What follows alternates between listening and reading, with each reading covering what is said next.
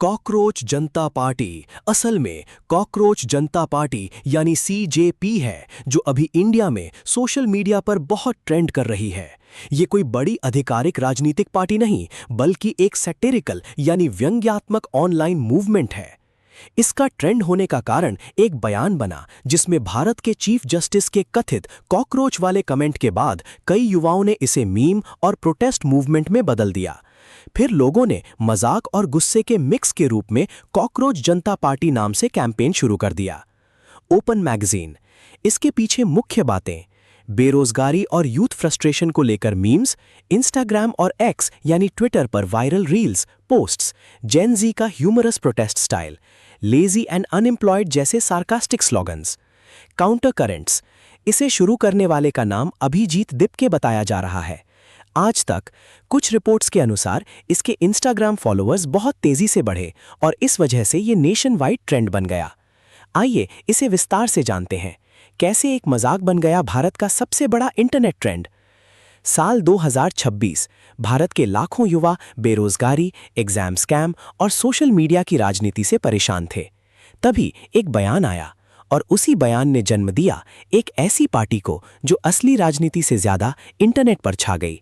नाम था कॉकरोच जनता पार्टी यानी सीजेपी। लेकिन सवाल यह है, क्या यह सिर्फ एक मीम था या फिर युवाओं के गुस्से की नई आवाज? चैप्टर 1, शुरुआत कैसे हुई। 15 मई 2026, भारत के चीफ जस्टिस से जुड़ा एक बयान सोशल मीडिया पर वायरल हुआ, जिसमें बेरोजगार युवाओं को कॉकरोच और पैरासाइट जैसे शब्दों से जोड़कर देखा गया। इस बयान ने इंटरनेट पर तूफान खड़ा कर दिया। जेन जी और युवा वर्ग ने इसे इंसल्ट की तरह लिया। अल जजीरा, सोशल मीडिया पर लोग लिखने लगे, अगर हम कॉकरोच हैं तो अब हम सब साथ आएंगे। यहीं से जन्म हुआ कॉकरोच जनता पार्टी का। चैप्टर 2, कौन है इसका फाउंडर? इस मूवमेंट को शुरू किया अभिजीत दिपके ने।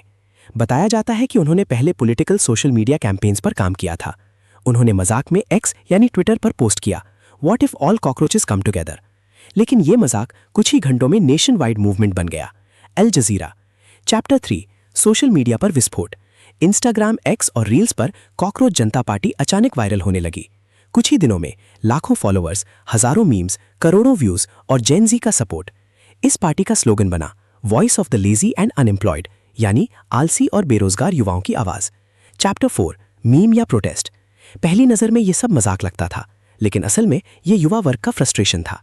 भारत में बढ़ती बेरोजगारी, एग्जाम पेपर लीक्स, नौकरी की कमी, सोशल मीडिया सेंसरशिप और पॉलिटिकल फ्रस्ट्रेशन, इन सब का गुस्सा मीम्स के रूप में बाहर आने लगा।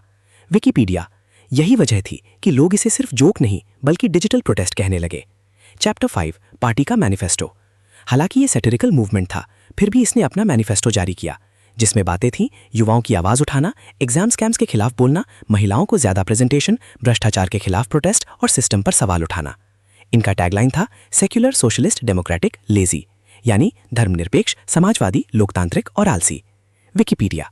चैप्टर 6, सेलिब्रिटीज और पॉलिटिशियंस भी जुड़े। धीरे धीरे कई सेलिब्रिटीज और पॉलिटिशियंस ने भी इस ट्रेंड पर रिएक्ट करना शुरू किया। कुछ एक्टर्स ने इंस्टाग्राम पर इसे फॉलो किया तो कुछ नेताओं ने इनडायरेक्ट मीम शेयर किए। मनी कंट्रोल, यहां तक कि सोशल मीडिया पर बीजेपी वर्सेस सीजेपी जैसे हैशटैग्स भी ट्रेंड करने लगे। वार्निंग, कंट्रोवर्सी और बैन। जैसे जैसे ये मूवमेंट बड़ा होता गया, वैसे वैसे कंट्रोवर्सी भी बढ़ने लगी। रिपोर्ट्स के अनुसार सीजेपी का एक्स अकाउंट इंडिया में विथहेल्ड कर दिया गया। इंस्टाग्राम हैक अटेम्प्ट्स भी बातें सामने आई और कई लोग इसे एंटी एस्टैब्लिशमेंट मूवमेंट कहने लगे। द टाइम्स ऑफ इंडिया, लेकिन इन सब के बावजूद इसका ट्रेंड और तेजी से फैलता गया।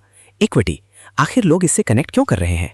क्योंकि ये सिर्फ एक मीम नहीं था, ये उन युवाओं की आवाज थी जो खुद को इग्नोर्ड महसूस करते हैं। जब नौकरी नहीं मिलती, जब एग्जाम लीक हो जाते हैं, जब फ्रस्ट्रेशन बढ़ता है, तो इंटरनेट प्रोटेस्ट का नया तरीका बन जाता है और कॉकरोच जनता पार्टी उसी डिजिटल गुस्से का सिंबल बन गई। अल जजीरा, एक्सो, एक मजाक, एक मीम और एक सरकास्टिक पोस्ट कैसे करोड़ों युवाओं की आवाज बन गई। ये कहानी सिर्फ कॉकरोच जनता पार्टी की नहीं, बल्कि उस जनरेशन की है जो अब मीम्स के जरिए सिस्टम से सवाल पूछ रही है। लेकिन सवाल अब भी वही है, क्या ये ट्रेंड कुछ दिनों में खत्म हो जाएगा या फिर भारत की डिजिटल पॉलिटिक्स का नया चेहरा बनने वाला है?